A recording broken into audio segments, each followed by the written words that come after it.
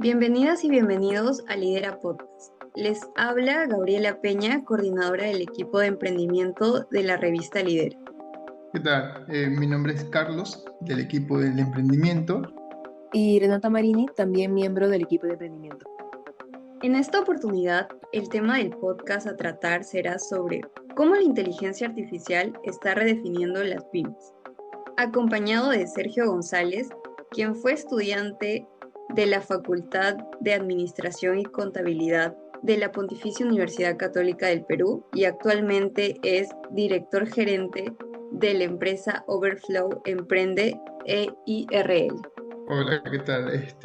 Bienvenido, Sergio. Muchas gracias por la invitación. Yo encantado de participar y colaborar. Para comenzar, vamos a comenzar con la primera pregunta del podcast, el cual es, ¿podría comentarnos sobre la situación actual de las micro y pequeñas empresas en el Perú? Claro, mira, en el Perú la mayoría de empresas, casi el 100%, digamos el 99.5% estadísticamente hablando de los últimos años, es MIPE, ¿no? El resto son grandes empresas, ¿no? El 0.5. Lo curioso del asunto es que ese 0.5 concentra la mayor productividad, ¿no? La mayor venta, los mayores capitales. Sin embargo, si el Perú no tuviera esa base grande de MIPES, no sería una de las economías más destacadas de la región. De hecho, los microempresarios prácticamente están entre la economía de subsistencia, los muy pequeñitos, y economías que dan bastante trabajo, y está también el lado de la informalidad, ¿no? Ahora, la informalidad en nuestro país se sostiene un poco entre los amplios flujos de dinero, la falta de pago de impuestos y todo lo demás, ¿no? Es cierto, pero sin embargo es un gran porcentaje de la población económica activa, ¿no? Alrededor del 28%, 27, 28, 30% máximo, me imagino, que son las últimas cifras, ¿no? Entonces, bueno, una microempresa puede comenzar con un trabajador que es el dueño, ¿no? Pero la SUNAT, como ustedes saben, la tiene definida como un máximo de 10 trabajadores para la micro, y la pequeña empresa es entre 11 y 50, ¿no? Por ejemplo, una micro actualmente en el Perú está catalogada que produzca algo de 64.400, 500 soles al mes. En cambio, una pequeña, ¿no? Eh, Más o menos es algo de 8.755.000 al año, ¿no? Entonces ahí están las diferencias. Es un país de contradicciones, de diferencias. Somos eh, complicados a nivel de MIPES, pero estamos muy acostumbrados al emprendimiento. Uno va a registros públicos y ve que nacen empresas a cada minuto. Bueno, asimismo, con respecto al avance de la tecnología y cómo esta modifica a las pymes, ¿qué opina respecto a la inteligencia artificial? Creo que hay un espacio en el cual la inteligencia artificial por sí sola se está desarrollando fuera de Perú, ¿no? Fuera de Perú de forma ágil, ¿no? Y no es entendible actualmente para la mayoría. Es como una caja negra, es como un proceso ininteligible para la mayoría. Yo asesoro emprendedores. Hoy mismo estaba hablando con una abogada que me decía, no entiendo qué hace la inteligencia artificial.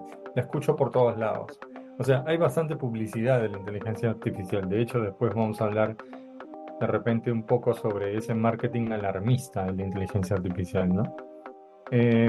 Y yo creo que estamos en una etapa en la que se está desarrollando de forma ágil para la mayoría, como lo digo, ¿no?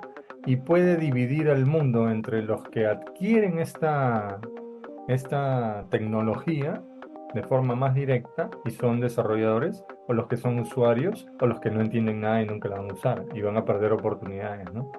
Las MIPES en el Perú, mi observación, por lo que cercanamente tengo la mano con emprendedores, es que no la están utilizando como debieran, pero hay gente que sí, ¿no? Hay usuarios finales individuales, más que empresariales, que sí se están acercando. Y hay empresas grandes que también se están acercando, con lo cual dejas a todas las MIPES un poco en la decisión de que si es bueno o no es malo, si va a destruir a la humanidad, entre comillas, o no, y están un poco en esa cháchara, ¿no? Entonces, lo que sí están haciendo, y luego vamos a hablar de las diferencias, imagino, es utilizando aplicaciones que ayudan a hacer cosas determinadas con inteligencia artificial. Pero por ahí nos está pasando del flyer súper alucinante, con un diseño diferente, ¿no? Ese tipo de cosas son las que están pasando ahorita con las MIPES. Muy interesante, ¿no? Lo que nos acaba de comentar sobre ello. Y con respecto a la relación entre las MIPES y la inteligencia artificial, ¿cuál cree usted que es el impacto actual de esta inteligencia en las mismas micro y pequeñas empresas? Ok, voy a ampliar un poquito lo que estábamos hablando, ¿no? O sea, a ver, hay un marketing alarmista. La inteligencia artificial lo utiliza, no la inteligencia artificial, los que han creado la inteligencia artificial, que también es un silogismo, ¿no? O sea, yo puedo decir los que han creado, pero en realidad estas inteligencias artificiales tienen años, décadas. Lo que pasa es que recién están en una etapa de desarrollo que les permite la gran cantidad de data poder entrenar a sistemas, ¿no? Entonces, lo primero que debemos entender es que la tecnología como tal ya está generando en sí misma un impacto, es decir, los sistemas que podemos llamar máquinas, eso es también una percepción. No hay una máquina a menos que coloques estas tecnologías en un robot, por ejemplo, ¿no? Como vemos que está pasando. Pero el primer impacto que debemos tener conciencia es en la misma tecnología está aprendiendo, está mejorando constantemente. Por eso tenemos un chat GPT, no sé, 2, 3, 3.5, 4, y seguramente saldrá hasta el 10, qué sé yo. Esa es la primera base de impacto. ¿Y eso por qué es útil decirlo? Porque hay usuarios que no son necesariamente MIPES. O sea, debe haber startups que están pensando en esto, ¿verdad? Pero a nivel mundial hay mucho más. En Perú no tengo mucho conocimiento. Supongo que debe haber, pero no están expuestas. Hay startups, hay empresas que acceden a esta tecnología, digamos, de forma muy cercana. Son los desarrolladores, los innovadores, los usuarios directos, podríamos decir. Estas personas desarrollan apps, desarrollan aplicaciones, soluciones diversas en muchos campos. Estaba leyendo la semana pasada en salud, estaba viendo en agricultura, etcétera, ¿no? Ahora que conversamos en el tema legal para una asesoría, estaba viendo aplicaciones. Entonces, estas aplicaciones ya se convierten en el primer impacto para las pymes, pero insisto, en el Perú, usuarios individuales. Hay muchas empresas que todavía ven a la tecnología de la inteligencia artificial como, como algo así como los que hace que alguien sea flojo, no piense y acelere las cosas. Cuando en realidad hay que usar la tecnología artificial incorporando los datos de nuestro negocio en estos sistemas para que los sistemas nos ayuden a mejorar. Pero esa incorporación, ese uso, necesita entrenamiento, capacidades nuevas, aprendizajes, formas entre comillas, seguir entrenando esta inteligencia artificial, ¿no? De eso se trata, ¿no? Entonces, ¿cuál es el impacto que va a suceder un poco en el futuro o a lo que está tendiendo? Que estos usuarios desarrolladores poco a poco van a hacer más orgánica, perdón, la relación entre la inteligencia artificial y las empresas, de modo que sea mucho más fácil, ¿no? Por ejemplo, no sé si ustedes conocieron el Internet de las cosas, si llegaron a hablar de esto en la facultad, pero antes se decía que era un poco difícil que las cosas del hogar pudieran estar interconectadas. Y hoy en día tenemos asistentes virtuales que interconectan el hecho de apagar una luz, no sé, hacer un pedido. En Japón, por ejemplo, se hacen pedidos a la refrigeradora, ¿no? Directamente a la refrigeradora le configuras el hecho de que qué te falta para que pidas al supermercado, ¿no? Igual va a ser la inteligencia artificial tarde o temprano se va a incorporar en muchas cosas. De hecho, ya está en varios teléfonos incorporando mediciones, ¿no? Entonces, ¿cuál es el impacto? Que el mismo desarrollo de la misma inteligencia va a ayudar a acelerar el proceso de negocio, ¿no? Para la toma de decisiones, de respecto de lo que he comentado, ¿no? Ahora, quienes no se adquieran, no se adhieran, perdón, quienes no comiencen a investigar cómo acceder a la data, cómo utilizarla en la programación de sus propias soluciones de negocios, van a quedarse relegados, ¿no? Eso es un poco el efecto contrario, ¿no?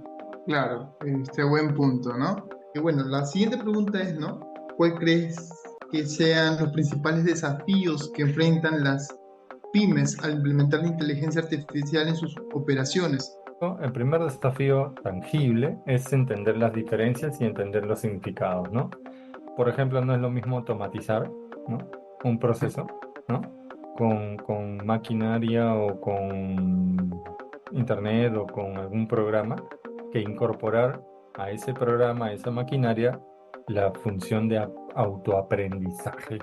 No es lo mismo. O sea, cuando hablas de autoaprendizaje en un sistema, en una computadora, en una máquina, en algún método, ya estás hablando de inteligencia artificial, ¿no? El autoaprendizaje es una funcionalidad algorítmica, por decirlo de alguna manera, así lo tratan en este mundo de la inteligencia artificial, establecida, programada, pero que necesita mucha data. El paso anterior ha sido el Big Data. Si una empresa no está en esa onda, digamos que va a ser un reto aprender todo eso, ¿no? Ahora me imagino que saldrán servicios para aprender eso, ¿no? Así que el primer desafío es aprenderlo. El segundo desafío es em, tener el presupuesto, ¿no?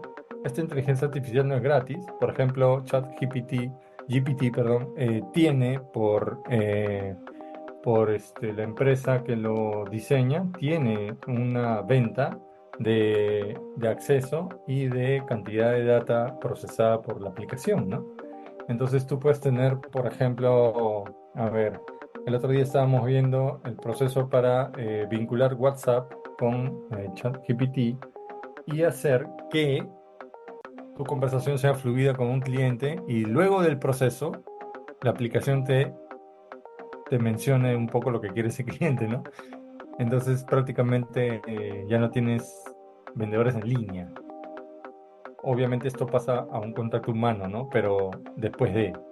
Entonces aprender el segundo enfoque es, una vez que entendiste de qué estamos hablando, porque hay mucho ruido alrededor, como te decía, el marketing alarmista y todo eso.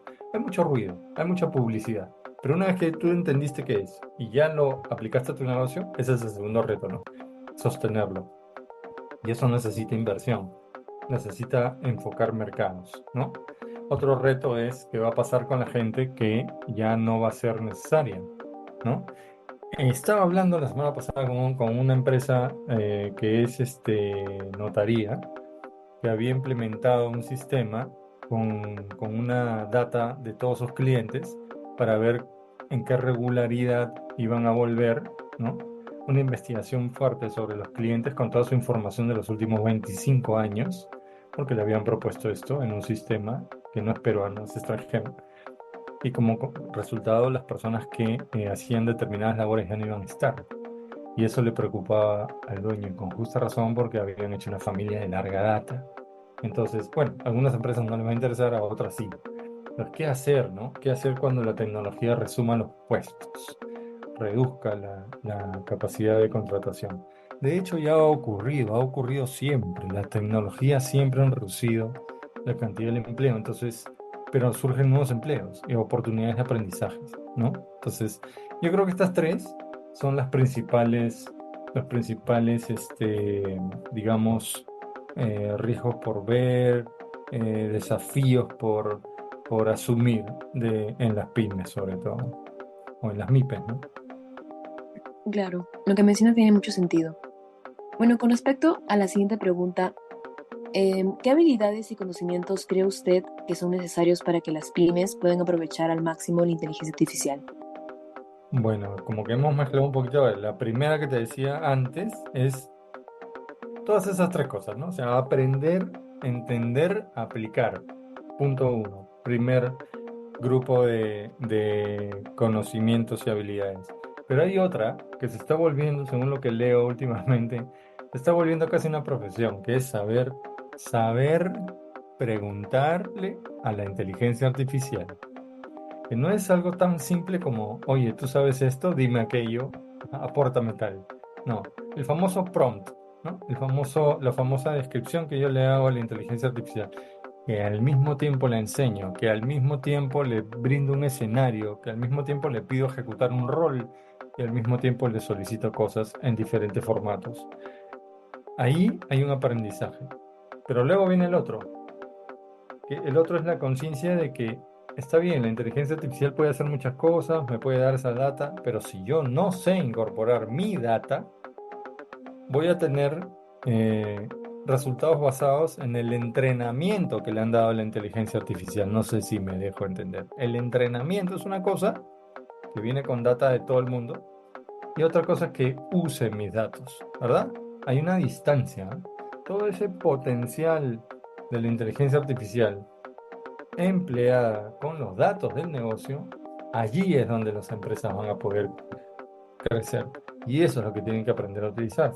O sea, no solo las apps de hoy que te brindan eh, ayuda para la toma de decisiones, sino invertir en otras aplicaciones que son de mayor valor, de mayor desarrollo, que te permiten incorporar tu data, colgarse de los generadores de entrenamiento de inteligencias artificiales que venden estos accesos, que venden esta, ¿cómo le vamos a llamar para decirlo simple? Este flujo de inteligencia artificial para que se conecte con tu sistema. Y obviamente la programación, ¿no? O tener programadores o suscribir programadores externos que puedan ayudar a incorporar esto en los sistemas. Esas son las capacidades ahorita, porque luego todo va a ir cambiando. Recuerden que cada vez se achica más el tiempo, por decirlo de alguna manera, en el que sale una nueva versión, producto de un brutal y enorme entrenamiento adicional. Entonces ahí hay este, mucho por aprender y desarrollar en los negocios, ¿no? Ahora lo están haciendo las empresas grandes. Empresas grandes con capital lo están haciendo. Acá mismo, ¿no? Y en Latinoamérica hay varios casos. Para finalizar, ¿qué consejos le daría usted a las pymes que están considerando implementar esta inteligencia artificial en sus negocios? Muy bien, este consejo es, el primero es que acepten que la tecnología llegó y no va a haber retroceso alguno, al contrario. Segundo, que analicen de qué se trata, revisen todo tipo de cosas, ¿no? Por ejemplo, no solamente lo que hemos hablado hoy día de qué es, cómo se usa, qué aplicaciones hay, qué necesidades tengo que pueden ser cubiertas con esas aplicaciones, cómo es el futuro, lo que me viene, lo que tengo que aprender, ¿no? Sino también que pongan la visión ética eh, al frente, ¿no? Siempre. Los mismos desarrolladores ponen esa visión ética al frente, las empresas tienen que hacerlo también, ¿no? Un poco por el lado humano, ¿no? Y el tercer consejo básicamente es que no limiten la posibilidad de crecimiento utilizando estas herramientas, ¿no? Es importante. O sea, es como cuando, por ejemplo, cuando yo estaba jugando con ustedes, surgió la famosa y dichosa reingeniería, que es un término que se ahogó en el tiempo, ¿no? Ya pasó, lo pisoteó la innovación, por decirlo gráficamente, ¿verdad? Entonces, cuando la reingeniería salió, no muchos aceptaron el cambio.